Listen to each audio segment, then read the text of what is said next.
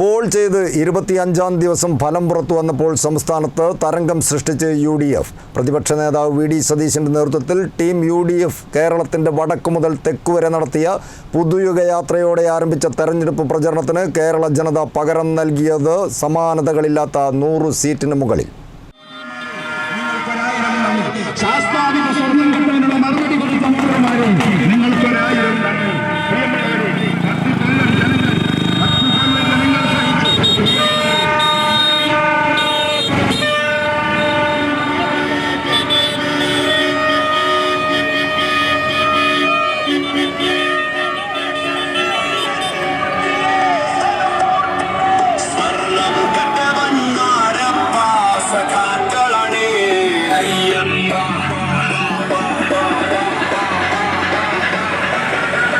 Paul ചെയ്ത് ഏറെ അഭ്യൂഹങ്ങൾക്കും അവകാശവാദങ്ങൾക്കും ഒടുവിൽ 25-ാം ദിവസം ഫലം പുറത്തു വന്നപ്പോൾ സംസ്ഥാനത്ത് തരംഗം സൃഷ്ടിച്ച് UDF.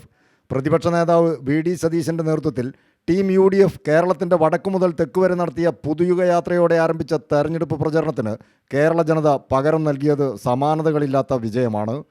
100 സീറ്റിലധികം നേടാനായില്ലെങ്കിൽ രാഷ്ട്രീയ വനവാസത്തിന് പോകുമെന്ന വി ഡി സതീശൻ്റെ വാക്കുകൾ ട്രോളിയ എതിരാളികൾക്കും കനത്ത തിരിച്ചടിയാണ് രാഷ്ട്രീയ കേരളം നൽകിയത്. ഭരണവിരുദ്ധ വികാരം ഒട്ടുമില്ലെന്ന ഇടതുമുന്നണിയുടെ അവകാശവാദങ്ങളെല്ലാം കാറ്റിൽ പറത്തിയാണ് വോട്ടർമാർ UDFന് വൻ വിജയമൊരുക്കിയത്. 1 ഡസൻ മന്ത്രിമാർ പരാജയപ്പെടുമെന്ന UDF ക്യാമ്പിൻ്റെ വാക്കുകളും അക്ഷരം പ്രതി ഫലിക്കുകയായിരുന്നു.